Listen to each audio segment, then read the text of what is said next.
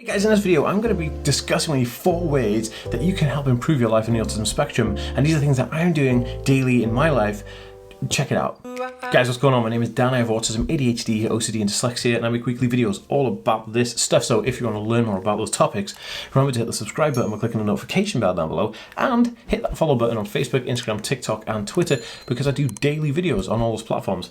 Oh yes. Guys, what's going on? It's good to have you here and see all of you lovely people again. I wanted to do this video because I'm really set, like my mind is set. I'm like, this year I'm gonna nail it. I'm gonna like absolutely beast mode everything, from my work to my personal life to my hobbies to every single thing. And I wanted to share these with you. So here are the 4 best ones I kind of come up with right now. So the first one is Brillia. Now Brillia is a non-prescription, non-addictive homeopathic medicine which is designed for autistic people and ADHD people, which is basically this really awesome medicine that is so much more kind of clean because there's no nasties in it. It's kind of like a no-brainer, because if you want to take something that's like super, more natural than your average kind of medicine, and you don't want to kind of go to the doctor and get a prescription and all this kind of stuff, Brillia is the one, because it helps with focus. It helps maintain kind of like calmness and focus in your life, because it reduces anxiety, reduces restlessness and irritability, and all of those things come under ADHD, right? And so when I'm trying to like sit down and focus on something and ADHD is going bonkers in the background, I'm like, I need some help. So Brillia does that for me. I take it 3 times a day. It kicks in after about 3 to 4 weeks, but you take it 3 to 4 times a day, and honestly, guys, I swear by it. I even did like a testimonial on my channel saying how good it is, and even so that I'm an ambassador for them now, because I work with them, because to me it's a miracle. But if you want to try it out, also consult with your doctor before doing so, obviously.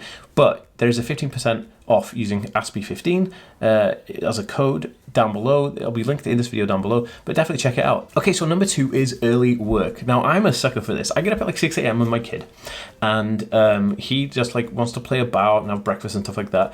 And so I don't really kind of start work until like 9, because we do like the school run and then I'm back in. But then like I'm sitting here from 6 until like 7:30 doing nothing, which is like watching my kid goof about. And so I'll like be lazy and like take a nap or whatever, I'll just like, not like a real nap, just doze off like a cat nap on the sofa. And I'm thinking to myself the whole time, oh man, like I feel super lazy right now, but not just super lazy, just super unproductive. So I decided that whilst my kid is playing about, I mean, I can still play with him, and I've got my mobile on me, so I've got my iPhone and I've got my iPad on me, then I could just kind of like maybe do bits of work before, like prepping all the emails, prepping all the kind of stuff in my Trello, because I work in Trello. Like if I prep all those things beforehand, then maybe I'd get more done and be more productive. And you know what? I tested this and it works brilliantly. Like it's absolutely fantastic.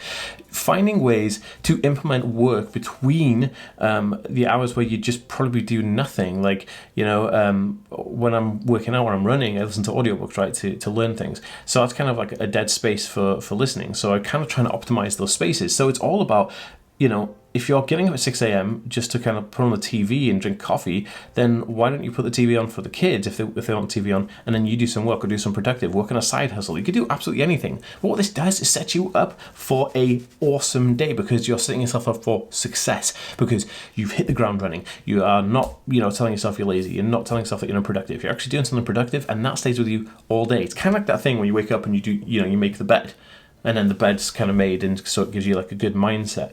It's that kind of idea. Okay, so number 3 is something I talked about before, but this is a strong mind versus a strong body. Now, if you have a strong body, you will have a strong mind. And I do suffer from mental health issues, as well as having autism and ADHD.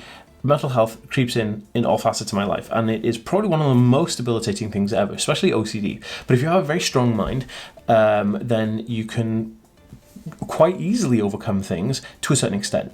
Now, I love to work out, so one of the things I do is I have a gym in my house, and I never really use it because I go running on the street. But if I use some of the weights and stuff in the house, then get a stronger body. But it's more than just that, because yes, working out and having a workout plan is good, but it's more than that. It's having time to work out when you can. Like, so what I'm doing right now is anytime I feel like I'm doing nothing and waiting for something, and I've got like 5 minutes or 3 minutes, I'll drop and do push-ups, because if I do push-ups, then I'm increasing my endurance for push-ups, but I'm also increasing my strength, and it's just an all-around good thing to do. Or if I'm going to bend down to pick something up, I'll squat when I do it. If I'm going to walk somewhere, I'm going to walk with purpose and pride, and walk with haste, so that I'm actually getting a workout in. It's slotting in working out or strong body into your everyday life, which is absolutely fantastic, and it works an absolute treat. Okay, so number 4 is commitment to improving. Now, if you are like me, then you will lack motivation, and when you lack motivation, you lack confidence, right? And that happens to me a lot. I get so swamped with like making videos and just kind of, I just fall behind on other things like making new products or making new courses for people, which I'm really into. I wanted to start a new coaching group with people and a membership and stuff like that. And I want to get all these off the ground this year, which I'm really excited about because it opens the community up to loads of cool things. But my commitment to improving, the quality of my work is degraded because I'm so bogged down with editing videos. But I've delegated those tasks out now, and I have a team working with me. So the idea behind this is that I will commit to improve my other projects so that it doesn't weigh on me, so I don't get lack of motivation and I don't get lack of confidence. I want to be on it, confident, and doing those things. So make sure that anything that you're putting off because something else is taking a bit of time, find a way to delegate that piece of time out so that you can then actually work on the things that you want to work on, so you don't feel lazy and unproductive. You actually feel really motivated, and this will build confidence and you will win every time. Please share this video if you think it's going to help somebody. Like, because it helps me a lot if you like the video, and comment down below. I read every single comment. I will see you guys in the next one. Peace.